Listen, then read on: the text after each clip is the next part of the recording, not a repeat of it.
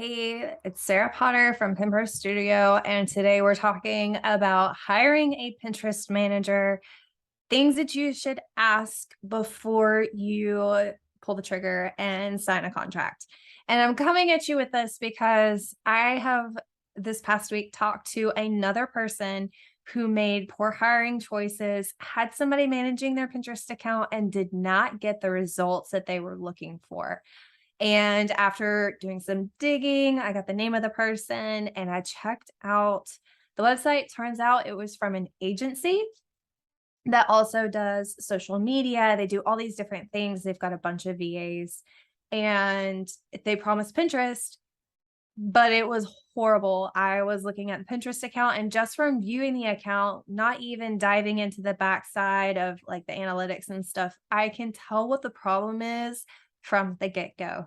And that's a red flag for me. And so I have to talk to this potential client and be like, I'm different. Here's what they did wrong. This is why your account's not working. And I'm so sorry that happened. And so I want to present with you guys some questions that you can ask before you hire somebody to manage your Pinterest account and give you those resources so that you don't, potentially waste thousands of dollars on something that isn't going to work.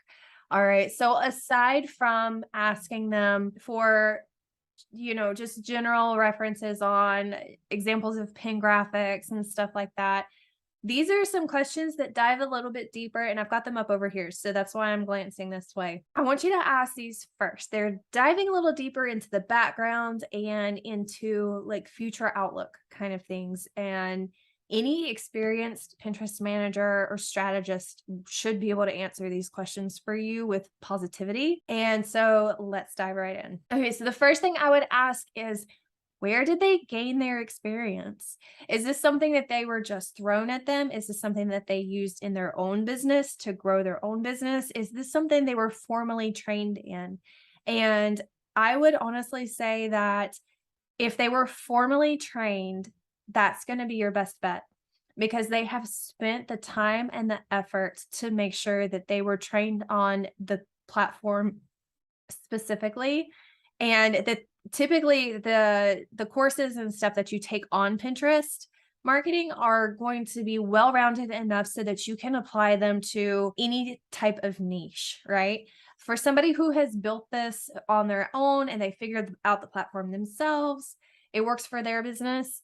They may or may not have the skills it takes to transfer that over to somebody else's business, a different niche that has different trends and different, seasonal content, or even e-commerce is going to be different than blogging. And so you're going to want to make sure that people are well-rounded enough to handle your account versus somebody that has just figured it out on their own for their single niche. So where they gained experience on Pinterest is going to be the first thing. You can ask how long ago that was, how long they've been on the platform. Honestly, if they were formally trained, I don't think it's going to matter as if they've been on the platform, 2 months or 3 years, because the training itself is going to be focused on, or it should be focused on, the current trends and the current best practices and that kind of thing. And a lot of times those guys that have just been trained are even more up to date on the current best practices than the people who were trained a long time ago and maybe don't have the support system.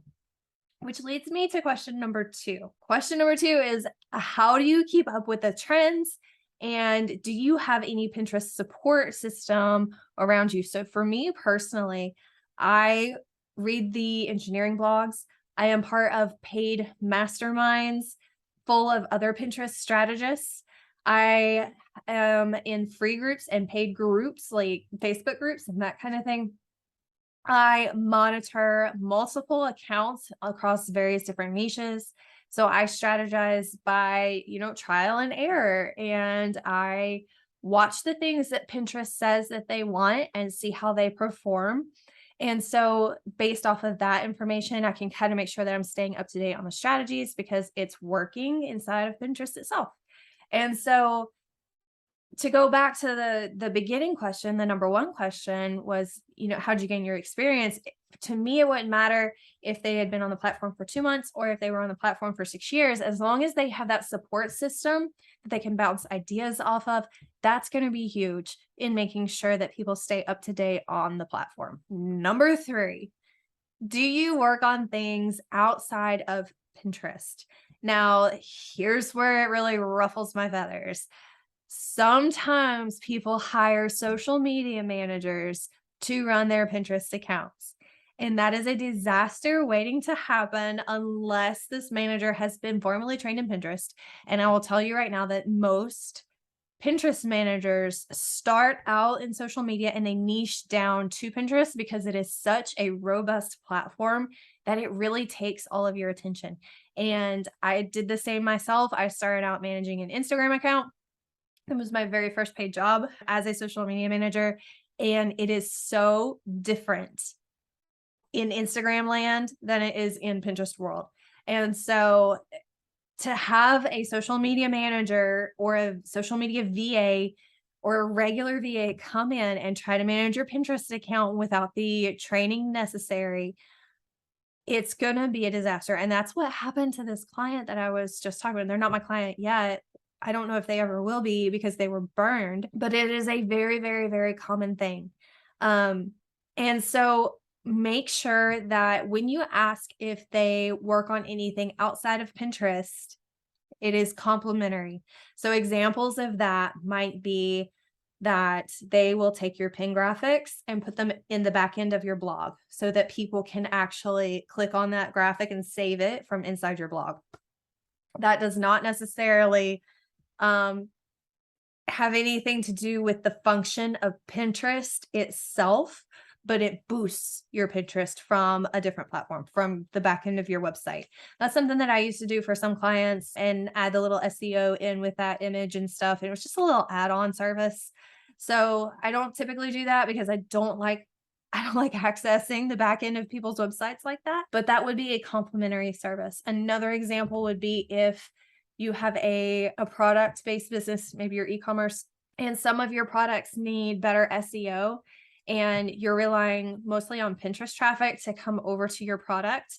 So maybe somebody takes that Pinterest SEO knowledge that they have and they help you up level your product SEO on your website, because that Pinterest reads the metadata and all of that off of your e-com platform. That would be another example. If you find somebody who is copywriting blog posts and doing the Pinterest stuff, ask and see. Most Pinterest managers don't do that. Like maybe they will, but most of them won't do that because those are two huge different niches. Check and see which one is their biggest focus, if it is the copywriting side of it or if it is the Pinterest writing side of it.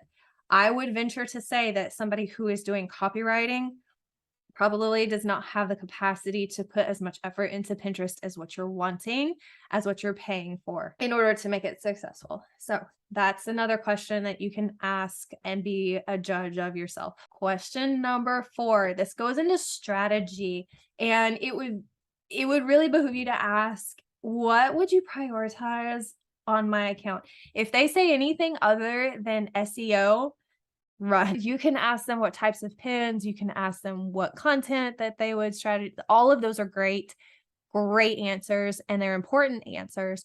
Make sure that SEO is like on the top of the list.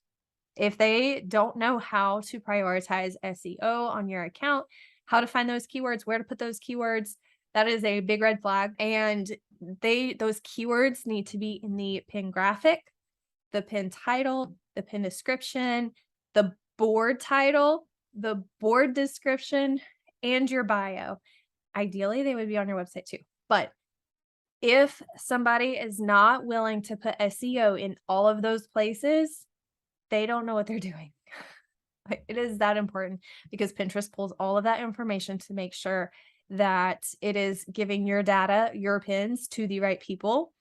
And if you're not putting those keywords in all of those places, you are missing out on some huge traffic opportunities. So I would definitely ask what it is they would prioritize on your account specifically, and make sure that SEO is the foundation of that. The last thing that you can ask, so number 5, is going to be analytical data. Now, keep in mind that month over month growth is typically not something that you're going to see in Pinterest. You're probably going to want to see year over year growth because of the fact that Pinterest is such evergreen, long term organic traffic. It is very possible that your traffic will dip down one month, pop back up another month, pop back up another month, and then dip down a little bit more. It's very common right now. It's November. So last month, September and October, typically see dips because Pinterest starts prioritizing seasonal content. So unless you have seasonal content, you're probably going to see a dip in analytics. So this is just a little bit deeper than what you probably asked for, but understand that if you are asking for analytical data as proof that a manager knows what they're doing, make sure that you understand if they say, hey, month over month, there is no growth, but look at how much it's grown over the last year. It's going to go like this. That is completely normal. So other than that, there's some basic questions that you can ask, just like, how's their organizational skills? What is it they use to track all of my pins or my content that has been put out? Do you offer Google Analytic reading? Kind of different little things like that are different things that Pinterest managers do, but I don't think that they actually serve the foundation of a really good Pinterest strategy. Those are little add-on things that are pluses for you. But I hope that gives you a good idea of some very strong questions that you can use to vet your next hire and make sure that you're not wasting money on hiring the wrong person for your Pinterest account. Take care. We'll see you soon. Thanks for watching, and I hope you got some clarity from this video. If you need further Pinterest marketing support, I'm here to help. You can find my resources and services at pinprostudio.com, including my signature offer, the Pin Easy. It's a membership designed specifically for people who are DIYing their Pinterest account, but they need that little extra support to stay focused on the right strategies to bring major traffic to their websites. Head over to pinprostudio.com or be sure to hit follow, and we'll see you soon. Happy pinning.